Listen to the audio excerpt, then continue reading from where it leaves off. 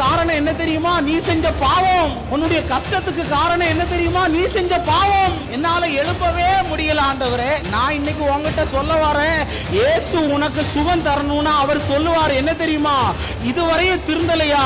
உன் படுக்கையை எடுத்துக்கொண்டு நடன்னு நான் எழுதிடுவேன். ஆனா நீ இனி அந்த பாவத்தை செய்யக்கூடாது.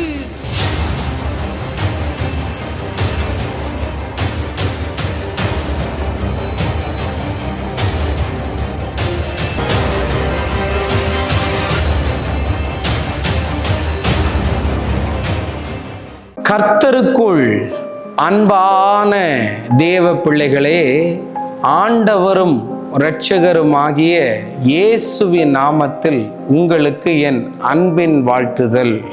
இந்த நல்ல நாளிலேயும் யாக்கோபு 1வது அதிகாரம் அதனுடைய 5வது வசனத்தை வாசிக்கிறேன். உங்களில் ஒருவன் ஞானத்தில் குறைவுள்ளவனாயிருந்தால் யாவருக்கும் சம்பூர்ணமாய் கொடுக்கிறவரும் ஒருவரையும் கடிந்து கொள்ளாதவருமாகிய தேவனிடத்தில் கேட்க கடவான், அப்பொழுது அவனுக்கு கொடுக்கப்படும் என்று எழுதியிருக்கிறத பார்க்க முடியும். இன்னைக்கு என் மெசேஜோடைய தலைப்பு என்ன தெரியுமா? கேட்டது கொடுக்கப்படும் என்று பேச விரும்புகிறேன். எதை கேட்கணும்னு பைபிள்ல இருக்கு? நீ எனக்கு ஞானமே இல்லை ஆண்டவரே, எனக்கு ஞானத்தை தாங்கன்னு கேட்டனா அது கொடுக்கப்படும் என்று எழுதி இருக்கிறது. இதுவரையும் நான் புத்தி கெட்ட தனத்துல எல்லாத்தையும் பண்ணிட்டேன், ஞானமே இல்லாம எல்லாத்தையும் பண்ணிட்டேன் அப்படின்னு சொன்னா நீ இதுவரையும் அதை கேட்கலன்னு அர்த்தம்.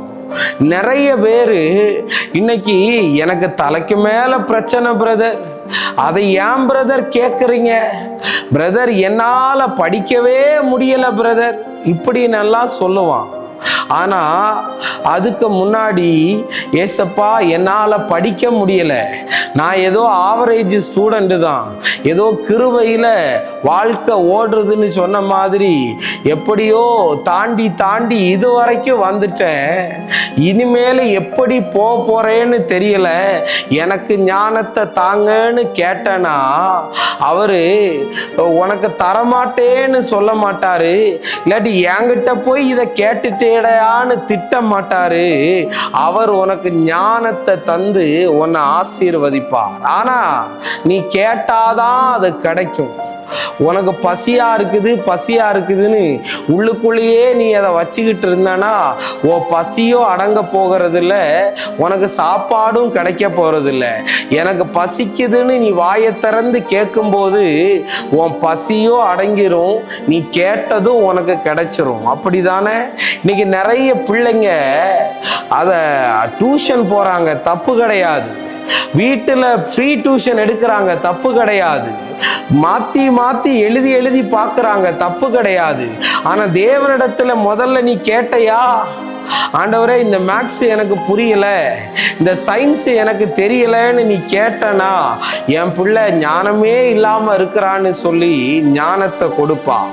சாலமோன் தேவ சமூகத்துல ஞானத்தை கேட்ட உடனே கேட்ட ஞானத்தையும் கொடுத்தாரு, கேட்காத ஆசீர்வாதத்தையும் கொடுத்தார். தேவ பிள்ளையே, நீ கேட்கும் போது என்ன நடக்கும் தெரியுமா? கேட்டதும் கிடைக்கும், கேட்காததையும் அவர் உனக்கு தந்து உன் ஆசீர்வதித்து உயர்த்துவார். புத்தி எல்லாம் மழுங்கினது மாதிரி இருக்குதா? ஏதோ ஒரு எக்ஸாம்னு சொன்னாலே பயமா இருக்குதா? ஏதோ இருள் சூழ்ந்த மாதிரிக்குள்ள தெரியுதா?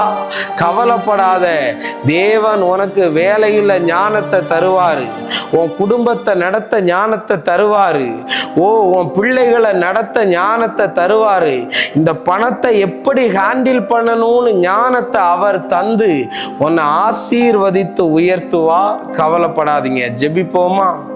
அன்பான நல்ல ஆண்டவரே, இந்த நேரத்துக்காக உமக்கு நன்றி சொல்லுகிறேன்.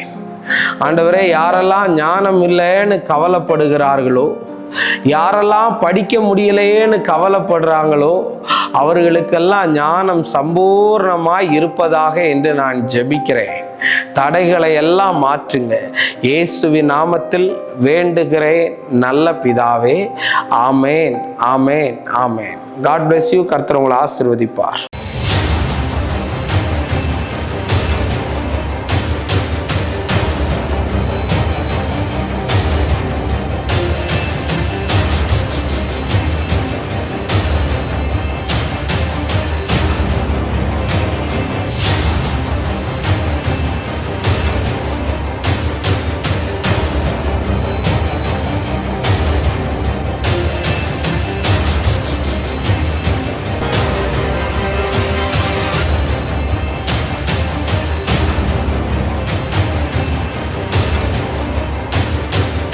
உன்னுடைய வியாதிக்கு காரணம் என்ன தெரியுமா? நீ செஞ்ச பாவம். உன்னுடைய கஷ்டத்துக்கு காரணம் என்ன தெரியுமா? நீ செஞ்ச பாவம். என்னால எழுப்பவே முடியல ஆண்டவரே. நான் இன்னைக்கு உங்ககிட்ட சொல்ல வரேன், இயேசு உனக்கு சுகம் தரணும்னா அவர் சொல்லுவார் என்ன தெரியுமா?